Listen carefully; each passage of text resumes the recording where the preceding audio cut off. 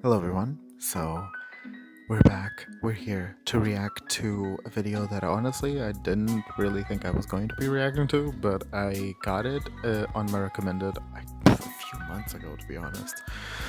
I think it was pretty recent after I started reacting to the Untamed, so it was a while ago, actually, like a really while ago.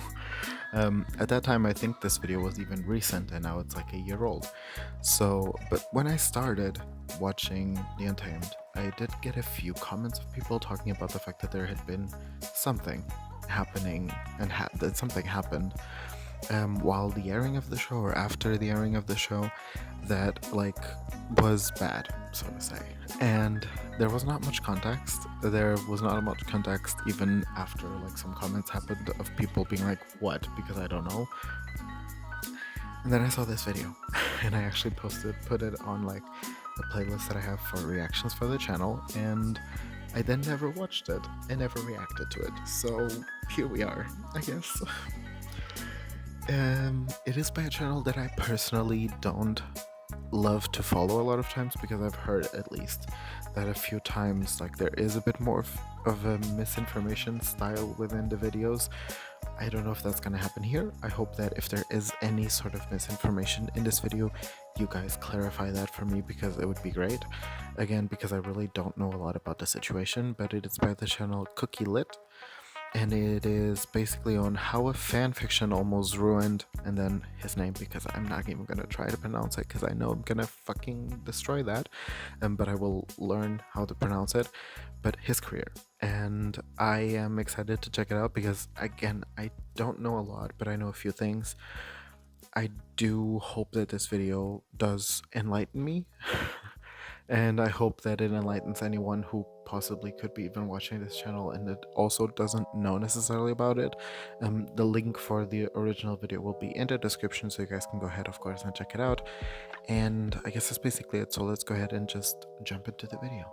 How did a seemingly harmless story almost destroy someone's career and ensure a nationwide ban? And what exactly is the 227 incident? This story shows that the website Archive of Our Own might not be as innocent as many think. Oh, It all God. begins with the TV show The Untamed, which aired in 2019. The two main characters were played by Xiao. 2019? I thought it was older. Follows the adventures of two soulmates who travel around the country to solve mysteries that are linked to a tragic event that happened in the past. Prior to the controversy, The Untamed was a huge critical and commercial success, and it gained a lot of fans both So it was domestically and after. Okay. internationally. Both actors were at the peak of their careers. Although it's based on a web novel, the series did censor a lot of the romance between the two male characters because of China's ban on the portrayal of LGBT in films. Then, in January of 2020, Zhan took a huge fall in his career, and the previously high ratings for The Untamed started to drop down rapidly. On January 30th of 2020, a user on the popular fanfiction website Archive of Our Own posted a novel titled Falling featuring Xiaozhan and Wang Yibo.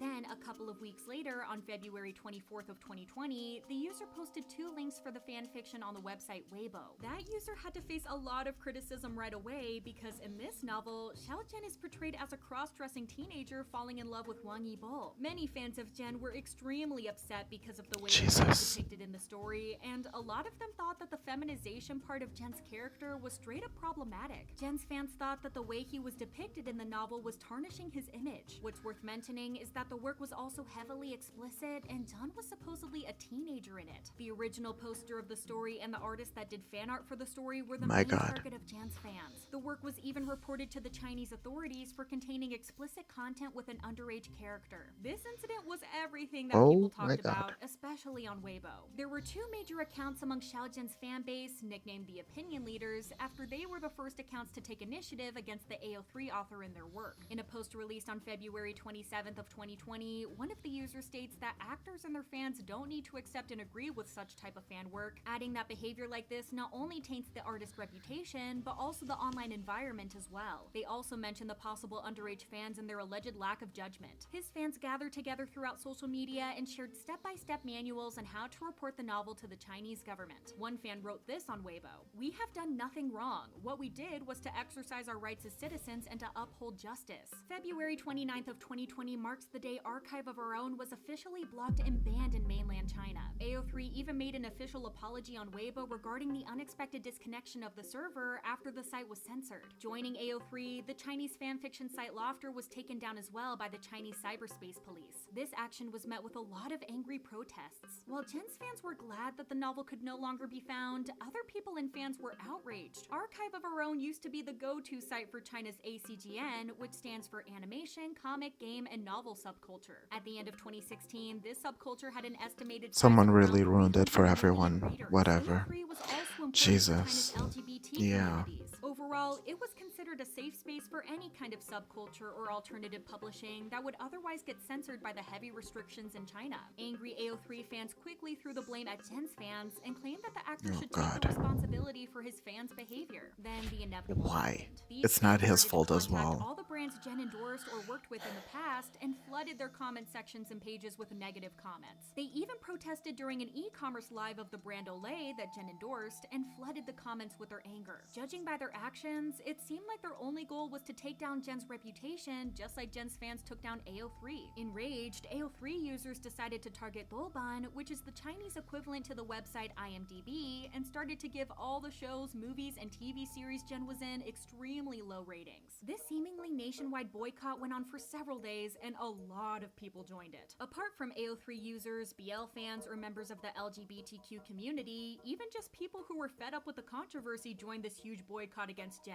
On Weibo, the hashtag boycott xiaozhan was viewed over 380 million times. These people who went against Zhan decided to form a Weibo super topic group called 227 Memorial Day, referencing everything that went down on February 27th. Unfortunately, people who really had nothing to do with the scandal began to be targeted as well. For example, the Chinese variety show host He Zhong was attacked because of the rumor that Zhan would be attending his show. Because of their actions, some accounts who led these online attacks and harassed other people were labeled as paid professional anti-fans. On March 1st of 2020, the brands Colgate and Olay, with which Zhan worked as a spokesperson, took down all the promotional material with Zhan. That same evening, Zhan's entertainment agency finally decided to address the issue and release an official statement. It didn't go as planned though, because a lot of people were not pleased with the statement at all. The statement practically said the agency is apologizing for taking up public resources during the COVID-19 period and for causing troubles to the public. The COVID-19 pandemic was just breaking out at that time, and Zhan's news was all over the news. This fueled the boycott against Zhan and his fans even more. On October 17th of 2020, a lot of Chinese users of Archive of Our Own decided to boycott even more of the brands Zhan endorsed. These brands included some of the luxury names like Estee Lauder, Piaget, and Cartier. It's a well-known fact that China's idol economies are known as the key factor in fans spending money on these luxury brands. In 2019, in the 11/11 shopping fest Estee Lauder hosted, the brand sold out $1.22 million worth of Zhan-related products on its Tmall in only 1 hour. When it comes to Zhan, neither the idol or the brands actually did anything wrong, but the whole situation escalated so quickly because of the fans' poor behavior. An anonymous PR professional based in Beijing commented on the situation. Xiao Zhan's fans have harassed others so terribly online that they managed to destroy a source of creativity and expression for massive numbers of people. Then they added that this situation is an example of modern-day toxic fandom in China. Another PR professional from a Shanghai-based celebrity agency Wasn't that this Xiao scandal from could be a wake-up call EXO? for brands It who looked like become him. too What the dependent hell? on idols in China. When a brand's growth relies on a pop idol's fan base rather than its core branding and products, you know this is unhealthy. They further explained that the fan economy only creates a short and quick hype, but the harm it also generates will last for a long time. While all of this was going down, Zhan was understandably out of the public eye and laying low. He didn't make his first public appearance until May of 2020 when he addressed the controversy through an interview with Economic View. Zhan decided to be open and honest about his feelings and said, "This controversy happened during the most crucial period when the whole country was fighting the outbreak. When I was home in self-quarantine at the time, I felt very uneasy and regretful. If it's because of such controversies that have impacted netizens and given them trouble, I want to sincerely say I'm sorry to them right here." Zhan had this to say upon being asked about how he felt when he first saw the malicious rumors. "It's not about feeling wronged either. I think it's more about not being able to figure it out." Zhan also addressed the claim that idols should manage their own fans well.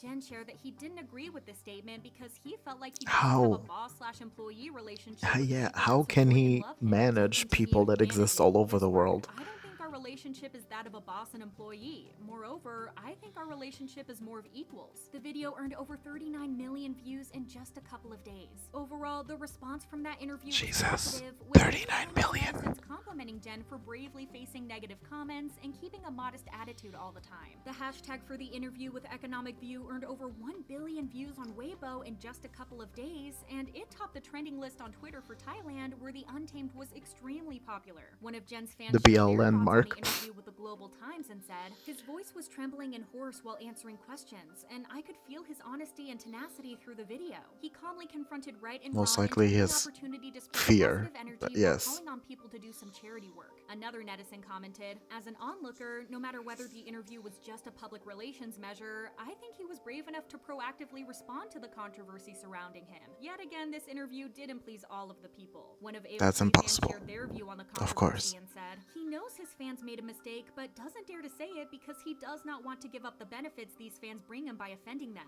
I didn't think his apology was honest. With thousands of people against him, it seemed like Jen's career would be over for good." In December of 2020, Ten made his first live performance on the 10-set video All-Star Night Show, and this resulted in his name trending both on Weibo and Twitter. This signified that he's still popular and loved despite the whole country once trying to take him down. Even though that's all for today, make sure to check out our website.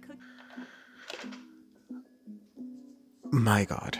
Okay. I had no freaking idea that it was this intense. What the fuck? First of all, like, how? Jesus Christ, like, but. Okay. I will say this.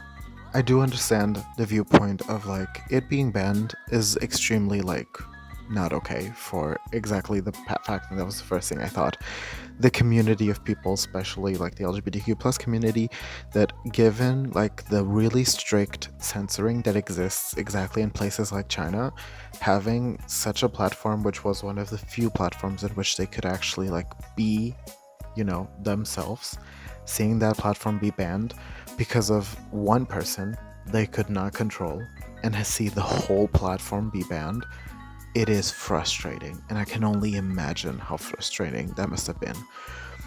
The fans of him also going against, you know, like the freaking novel, which who the fuck writes something like that? I mean, again, no kink shaming here. I'm totally up for kink shaming. I have seen that website. I've read some of the stories on that website. They can get crazy, but I'm not someone who's gonna go against most of kinks. But teenager? Again, I personally think that even if the teenager part of it wasn't there, his fans would probably still not have been happy because of the cross-dressing, which, I mean, trans or drag in China, I can only imagine that they don't love it and don't stan it, and it's not, you know, hashtag really, we love it there. Just in general, the fact that they could have even been explicitly together in it would have probably been enough for a lot of people not to like it. And I feel like the result of it would have probably still been this one, unfortunately. Doesn't matter what, in this sense. But I feel like it definitely didn't help that there was so, you know, there was like extremely inappropriate themes across and also like linked to the freaking novel. The way they reacted to it by banning basically both of the, I guess, main like platforms was not the right one. They should have gone against the novel, they should have gone against the author, and they should have, you know, punished him or her or them, because they don't really specify who the person was, but they should have punished them for the novel and for writing it and for, like, you know, the fact that that is clearly not just, you know, it's not figure like freedom of speech. They literally did a novel that explicitly like talked about something that is illegal, like a teenager being together with an adult. It's what the hell, you know? So that should have definitely happened, and I feel like that should have definitely been talked about, but like other than that, the platform being banned should have definitely not happened. Now, do I think that the people who got upset about it should have gone against him and should have gone after him instead of going after, you know, the actual like person involved in this or the people involved in this? No, I feel like the people who got very upset, again, and I get why they got upset, should definitely not have targeted him. Again, he is not at fault here. He's not going to be able to control millions of people that are his fans all over the world, or in China even if it were just in China. It's not something that he can do. Just thinking about the fact that he should have been able to manage it is ridiculous and childish. Of course he was not going to be able to manage that. He's never going to be able to manage that. Artists are not our parents. We need to realize that artists don't exist and are not our parents, and they're not going to be able to, force us to do anything.